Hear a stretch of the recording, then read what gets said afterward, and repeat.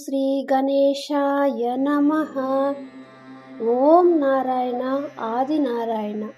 భగవాన్ శ్రీ శ్రీ శ్రీ వెంకయ్య స్వామి వారికి నా హృదయపూర్వక నమస్కారములు. శ్రీవారి పాదరేణువు మాకాని వెంకట్రావు గారికి జయము జయము.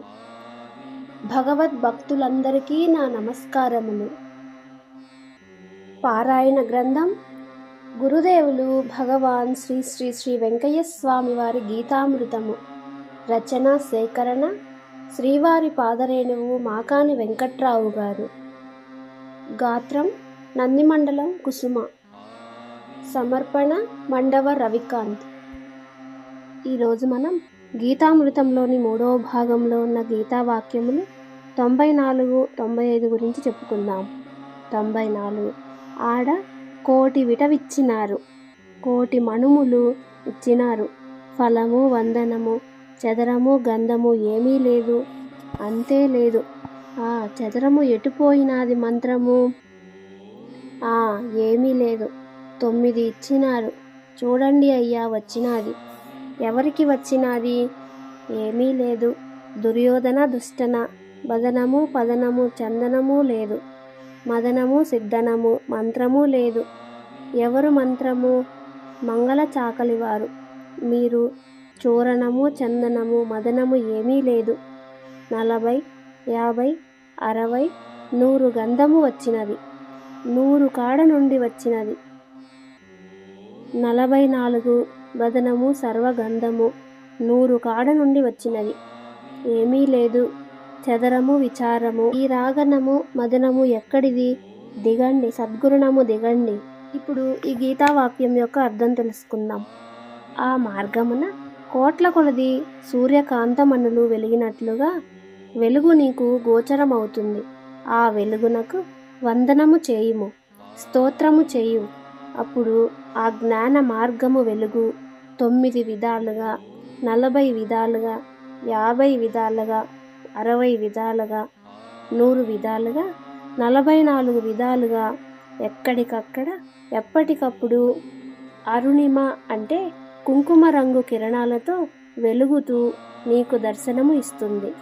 ఆ వెలుగు క్రమముగా చదరమై, విశాలమై, దీర్ఘ చతురస్రమై, ఓంకార రూపమై, సద్గురు రూపమున దర్శనమిస్తుంది. అక్కడ ఆ గురు రూపమును స్థిర చిత్తముతో ధ్యానం చేయి. అప్పుడు మంగళకరమగు శక్తి దుర్గా రూపమున, రాజరాజేశ్వరి రూపమున, ప్రకృతికి నిలయమగు పృథ్వీ రూపమున ఆ వెలుగు గోచరిస్తుంది. 95. చందనము గోపాలదేవుడు, చదరము చిదరము అయ్యా, ఎక్కడికి రండి అయ్యా, మీ అమ్మ ఏమి చెప్పినది, చదరముగా గోపాలము చెప్పినది, మదనముగా గోపాలము చదనము చదరము అని చేరినది, దిగండి 136 మంది బండిలో నుండి దిగండి, వద్దు ఇరుగు పొరుగు వారు దిగండి, ఎక్కండి, దిగండి, రామ కృష్ణ అనుకొనండి, దిగండి, వద్దు వద్దు నిలపండి, దిగండి దిగండి అయ్యా, దించండి అని చెప్పు అయ్యా, దిగండి దిగండి అయ్యా, దిగండి. ఇప్పుడు ఈ వాక్యం యొక్క అర్థం తెలుసుకుందాం. ఆ ప్రకృతి యందు భగవానుడు అంటే ఎవరు, కృష్ణుడు అనగా విష్ణువు బాలుని రూపమున శయనించి ఉన్నట్లు కనిపిస్తాడు.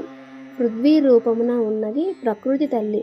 ఆ తల్లి ఎప్పుడు ఏమని చెప్తూ ఉంది అనగా, నీవు స్థిరంగా ఆ గోపాలుణ్ణి సేవించు, పూజించు. ఇక్కడ అనేకులు 100ల కొలది ప్రాణులు అతన్ని సేవిస్తూ ఉంటారు. నీవు కూడా ఆ గోపాలుణ్ణి రామకృష్ణ అని అనుకో. అంటే రామ అనినా, కృష్ణ అనినా, లేక రామకృష్ణ అనినా అంతయు ఒకటే. రాముడు వేరు కాదు, కృష్ణుడు వేరు కాదు, అంతా ఒకటే అని నీవు గ్రహించి ఆ గోపాలుణ్ణి సేవించు.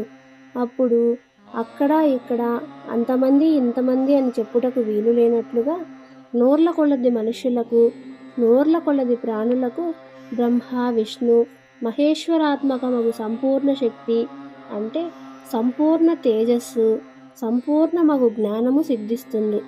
ఆ జ్ఞానము సర్వదా ఆరాధించు, భజన చేయి, గోవిందాయని, గోపాల అని, నీకు మనసున నచ్చిన తీరుగా నోర్ల కొలది పర్యాయములు భజన చేయి, సేవించు. అలా సేవించడం వల్ల మన అజ్ఞానము తొలగుతుంది. ఇంతటితో ఈ గీతావాక్యం యొక్క అర్థం పూర్తయింది. తర్వాయి భాగంలో మనం గీతావాక్యములు 96, 97 గురించి చెప్పుకుందాం. ఓం నారాయణ ఆది నారాయణ. శ్రీవారి పాదరేణువు మాకాని వెంకట్రావు గారికి జయము జయము. రాజాదిరాజ యోగిరాజ పరబ్రహ్మ శ్రీ సచ్చిదానంద సద్గురు శ్రీ వెంకయ్య స్వామి మహారాజుకి జై. ఇంత చక్కని గీతామృతమును మనకు అందించిన శ్రీ వెంకయ్య స్వామి వారికి, శ్రీ మాకాని వెంకట్రావు గారికి శతసహస్ర కోటి నమస్కారములు. ఈ గీతామృతమును మనమందరం పారాయణ చేసి బ్రహ్మజ్ఞానమును పొందుదాం. సర్వే జనా సుఖినో భవంతు. ఓం నారాయణ ఆది నారాయణ.